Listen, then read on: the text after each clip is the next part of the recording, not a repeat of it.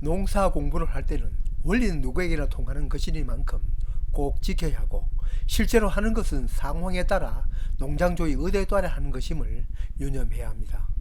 그래서 나무 가지를 하나 유인하는 것도 사람마다 다릅니다.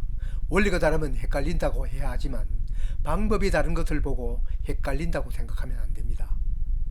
요즘은 어딜 가더라도 외성사과 초미식 재배가 대세인 것 같습니다. 저도 일반 사과나무 2주 심을 자리에 몇 가지 품종 후 외성사과 11주를 심었습니다. 극초미실 재배인 거죠. 이 사과 유목은 작년 가을 1년생 외성 묘목을 사서 심어 이제 8월 하순에 이르도록 키운 손바닥 농장 사과나무입니다. 망국기처럼 달려있는 노란 딱지는 요즘 극성을 부리고 있는 갈색 날개 매미충을 유인하기 위한 트랩입니다. 보통 밀식 재배라고 하면 주간 간격이 100에서 150cm 정도인데 손바닥 농장에는 7, 80cm 정도이니 극초 밀식이라 할 수 있겠습니다. 어떤 사람은 50cm까지 붙여 재배하는 사람도 있다고 합니다. 이렇게 밀식 재배를 하자면 일반 사과나무를 심어서는 안 되는 것은 당연합니다. 외성사과 묘목에 대한 자세한 내용은 제 채널 재생 목록 2번에 아래 영상이 있습니다.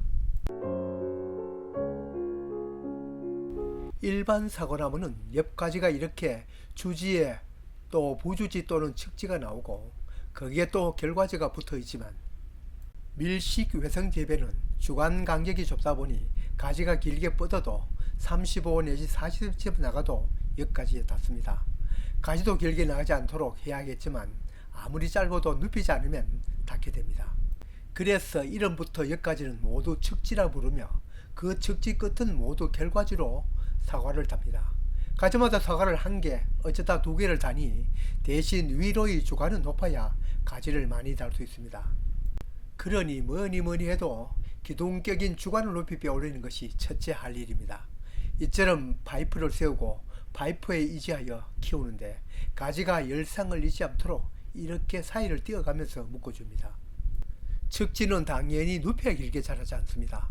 간격에 따라서는 아래 측지는 수평으로, 위 측지는 수평보다 그 아래로 눕히는데 이쑤시개, 유인줄, 유인집기 등 사람마다 그 유인 방법은 다릅니다. 저는 유인추로 모두 아래로 늘어뜨립니다. 옆나무와의 간격이 너무 좁기 때문입니다.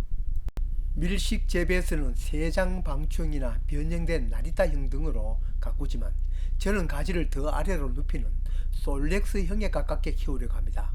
물론 군화에 발을 맞추듯 꼭 그 수형에 맞게 가꾸지는 않겠습니다.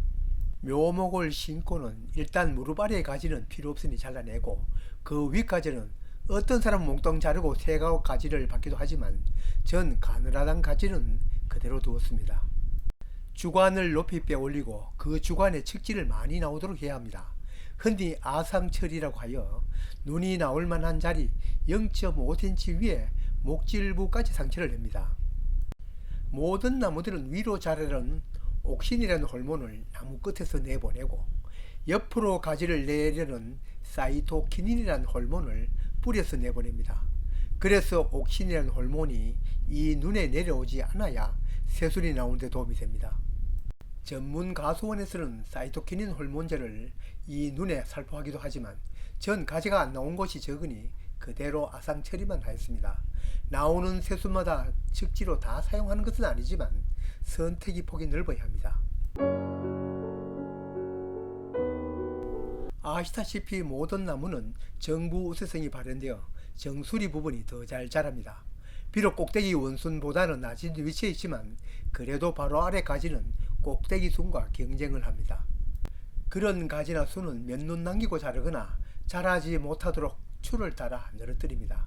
그렇게 하여 주간 원순이 쑥쑥 잘 자라도록 배려해 주어야 합니다. 일반 사과나무 재배에서는 재배하는 사람에 따라서는 윗순을 자르기도 하지만 이 밀식 재배에서는 가급적 윗순을 계속 살려나가야 주간을 빨리 목표 높이까지 키울 수가 있습니다. 이 주간 꼭대기 순이 벌레나 사고로 인해 상처를 입어 더 자라지 못하면 새로 순이 나와서 자라기까지 많은 시간을 허비하게 됩니다. 아시다시피 나무의 자람은 새순의 자람이기 때문에 어찌하든 상처를 입지 않도록 해야 합니다. 가끔 유모고 자람을 살필 때 맨 먼저 눈이 가야 할 곳이 꼭대기순입니다.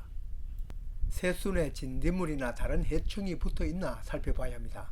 특히 순나방 피해가 없도록 해야 합니다. 복숭아 순나방은 새순을 뚫고 거기에 알을 쓰르니 끝순이 마릅니다. 이건 비단 외성 사과에만 해당되는 원리가 아니고 주관형으로 키우는 모든 과수에 해당이 됩니다. 옆으로 나는 순을 눕히면 자람이 둔해져서 길이도 굵기도 어느 정도 조절이 되지만 그래도 주인 말 안 듣고 이렇게 굵어지는 놈이 가끔 있습니다. 이럴 땐 다음 동계전쟁 때 한 눈 한두 눈을 남기고 아래로 난 눈 다음 약간 거리를 두고 잘라 새순을 받습니다. 그럼 원주관에 비해 어느 정도 가늘어야 하는가? 그 가지가 붙어있는 부분의 주관보다 3배 정도 가늘어야 합니다. 주인 말 안 듣고 측지가 굵어지는 것은 하단이나 중단에 나오는 가지도 있지만 상단의 가지에 많이 있습니다. 바로 정부 우세성이 발현되어 가지를 일찍 눕혀도 일어나는 현상입니다. 이때는 동계전쟁 때 잘라내고 남은 측지 하단부에서 새로 나는 가지를 키우는 게 좋습니다. 그러니 측지를 자를 때는 언제나 하단 눈 하나를 두고 잘라 거기에서 가지를 유도해야 수행이 바릅니다.